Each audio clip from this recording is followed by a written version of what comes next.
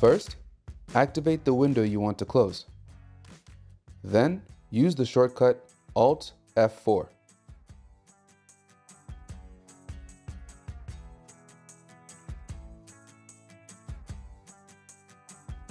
Use the shortcut Ctrl-Shift-Escape to open the Task Manager. Select the application that you want to force quit. Click End Task.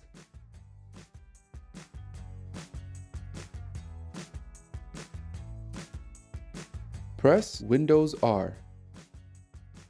Type CMD and press Enter to open the command prompt.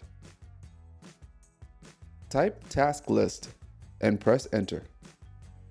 You'll see a list of tasks and programs running on your computer.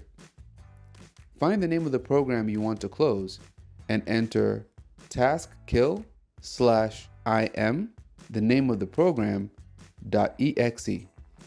For example, if you want to quit Edge, you'd enter taskkill/im msedge.exe. Then press Enter.